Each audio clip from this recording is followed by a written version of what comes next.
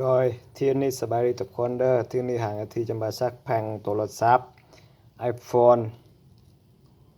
is all ตัวนี้ฟรีกันแตกจักหน่อยใส่แป้งจ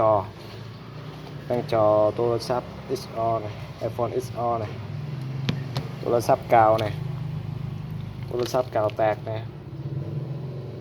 เบิดบ่ได้เด้อโทรศัพท์เก่าทิ้งใส่จอมีบล็อกจอดีเด้อ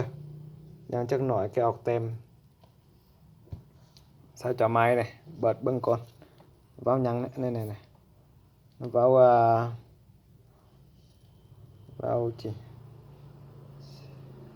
เวลาปัดบ่ถึกบ่คือบ่ได้จักหน่อยเว้าชาลาวชาอังกฤษชาไทยบ่เข้าใจ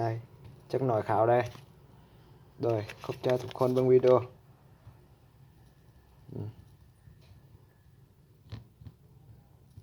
ได้อยู่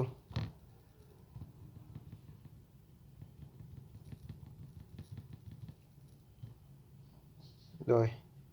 ทุกคนขอบใจทุกคนเบิ่งวิดีโอขอบใจลูกค้าหลายๆเด้อโดยแปรงยังเอามาหางอาทิตย์จะมาจักแปรงปรินเตอร์แปรงคมแปรงโทรศัพท์แปรงของแปรงยังแปรงก็ได้เอามาหางอาทิตย์จะมาซักแปรงเด้อเอางังน้อยๆเด้อฮอดมากันมีฮอดมากันเด้อขอบใจลูกค้าขอบใจทุกคน